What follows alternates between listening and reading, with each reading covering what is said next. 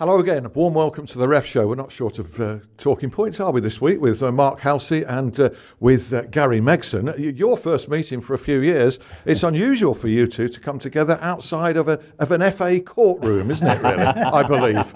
No, that was the first time that we met, but since then, we've become big friends, actually. He used to come in at Bolton and train a couple of times a week. And well, you were the defence, Mark's the prosecution. Who won that particular battle? I can guess.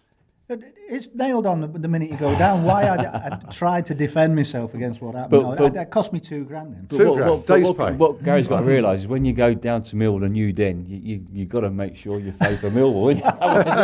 You don't get out of the place alive.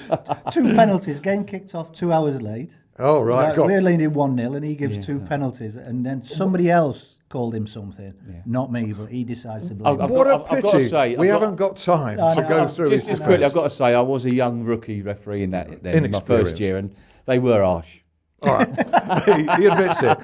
Micheal Oliver was the big game referee of the weekend. Manchester City, Liverpool, plenty to discuss from that. Just before we do, some referees had really good games at the weekend. Neil Swarbrick is repeatedly praised here. He was in charge, Gary, of your former team, West Brom, who you twice got promoted to the Premier League, doing fantastically well under your mate Tony Pulis at the minute. 3-1 win over Arsenal. 8th in the Premier League, Gary, West Brom. Yeah, they're doing really well, and Tony, as you say, is a good friend. But although it's a strange thing to say, I don't think he'll get many easier games than that, because it's like it was just nailed on.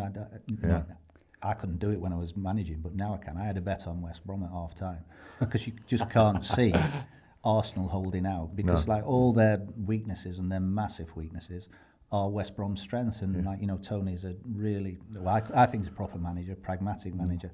How do we get results? We'll sit behind the ball, we'll break from there, and set pieces you'll score from. So it's gets the best out of what he's got every time, doesn't he? Yeah, but they've got some good players, and I think he's fortunate now as well with Jeremy Peace leaving. I think West Brom, in terms of football, will have a better opportunity to put on.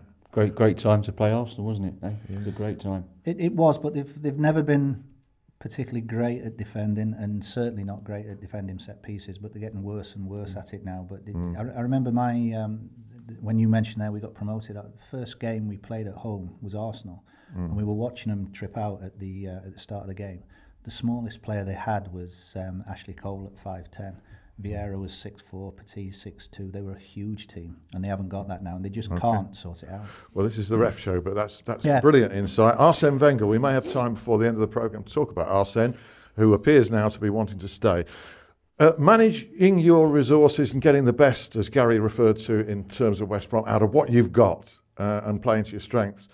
Did professional game match officials play to their strengths this weekend in appointing Micheal Oliver to that big game? Man City won, Liverpool won. He'd had a busy week, to say the least. Yeah, I think it's wrong. It was wrong to put Micheal in charge of that game. As we said, he had a busy weekend. Obviously, fought for short hole last weekend.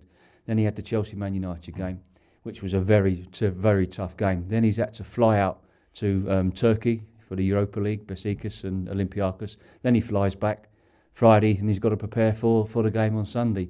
I was amazed that they give him that game, especially when you got the likes of Mark Clattenburg, who wasn't refereeing this weekend, and he was available. So and I think Gary may be able to elaborate on this, but for me, referees are the same as players. Fatigue, mental, it impairs on your performance, your awareness, your speed of thought is not as quick as it should be. Okay, 3 games in the middle, 3 big games in the middle, or 1 game as fourth official during the course of 7 days. What do you think, Gary? It's too much, and the big thing is, it just sounds like 4 games, but then it's not the game itself. You've got to prepare yourself. You've got to travel. You've got to get back, and the European one is quite difficult as well, because it's when we were in Europe with Bolton, when you come back, we used to stay for a day so that the lads weren't getting back at 4 o'clock, 5 o'clock in the morning, and then travelling to their own homes. So we used to stay for the day afterwards as well, and then fly back. Everton used to fly back and go in a hotel at Manchester Airport. I don't know what referees would do, but that's too much for them. Well, what happens there, guys? You're absolutely right. Referees would do the game, they'd have their debrief in the hotel afterwards, and then they would go and have dinner, after the game. So you're not getting to bed 2 or 3 o'clock, and you can't sleep anyway because your adrenaline's still going. And then you're up early, and then you're getting the first flight back to the UK. Okay, I did get the old violin out and say I did 2 games as a journalist in 2 days last weekend, but nobody was sympathetic towards that whatsoever. I had 2 pre-match meals in 2 days. Right, okay. This big game threw up loads of discussion points, penalty claims, penalties refused. Yaya Toure, I think you believe that he should have been sent off for his challenge on Emre Can. But Oliver's overall performance, what did you think? Listen, it was a tough day at the office for Michael, and these big games, the massive big A games we call them in the Premier League, throw up more key match decisions than a normal game would throw up. And what you got to look at, yes, I mean Michael has got to learn to stamp his authority on the game. He missed a chance on Monday with Darmian. There was a clear caution of offence on Hazard, and after 15 minutes, and he's done it again yesterday. Emre Can, he's clearly holding fence. He clearly pulls the Man City player, holds the player for stopping him from progressing for a promising attack. And it was a caution. He missed the chance to stamp his authority on the game. And then players think, oh, okay, we've got a weak referee here. And then you go on to Yaya. I thought he was lucky to stay on the pitch. I don't think there have been any complaints whatsoever had Yaya been sent off for that offence. But you're looking at there's a couple of penalty shouts. I thought the Otamendi one, I thought he got that one right on Mane, because I thought Mane initiated the contact. One at the other end with Aguero, I think it was normal contact. I don't think that was a penalty.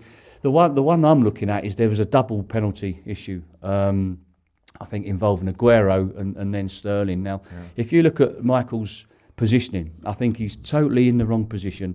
He's not focused on what's going on. His awareness and his next phase of play and reading the game wasn't what it should be, because David Silva goes into the box.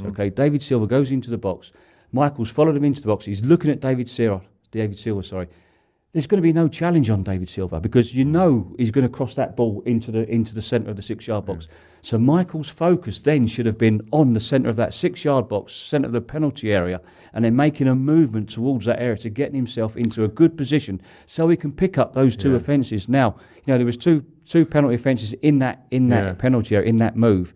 And the one really that was Milner onSterling. Just to wrap up there, because I know you guys all think he's going to be a top referee. Listen, Michael's got great talent. Keith Hackett makes the point, he feels he should be a bit more selfish and not get wrapped up in the game and not let it flow quite as much as he does and stamp his authorities. What you said. Can I move on with some others, because we've got to get them in. Maybe more discussion in the second part of the ref show on him. It's some incidentals. Bobby Madley's in form. Sunderland, Burnley 0-0. Roger East, good to see him have an uneventful game from his perspective. A great game from everybody else's. West Ham 2, Leicester 3. And Mike Dean, the ever-reliable. Bournemouth 2, Swansea 0. Anthony Taylor had a difficult game. Talk about that in part 2. As did Andre Mariner. Spurs 2, Southampton 1. A penalty for Spurs, the second one. Was it?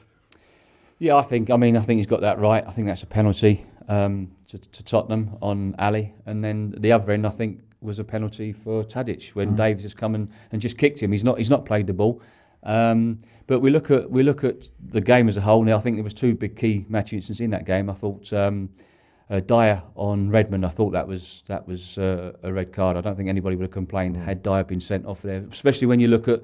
Tom Huddleston was sent off the day before, which I felt wasn't a red card. I thought at worst it was a yellow card for a reckless challenge. Did you see that one, Gary? This was Tom Huddleston in Everton 4 the Tottenham one, when you were talking about the 2 penalties, it's interesting listening to a referee like talking about the actual penalties, because the Ali one I thought was a penalty, but I thought he didn't win it. I don't mean like win, but his reaction to it was clever.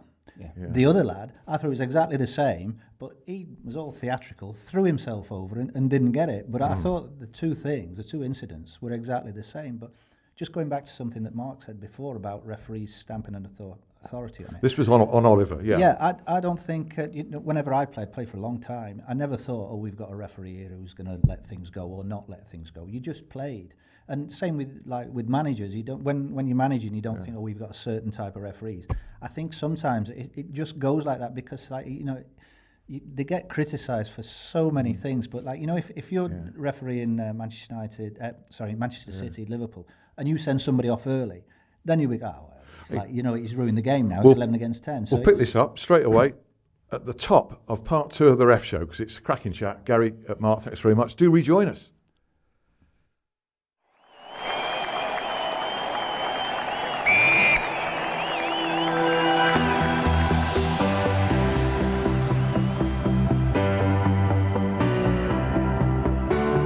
see, with soccer, everyone's the expert. But always remember, there's only one ref. And they don't get to become the real expert without advice from people who've seen it, done it, and got the T-shirt. from Little League to the Premier League, from Becclesfield To Anfield. Soccer referees need to be at their best. And that's what You Are The Ref is about.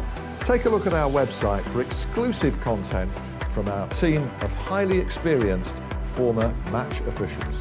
Don't be an armchair expert. Join up today at youaretheref.com.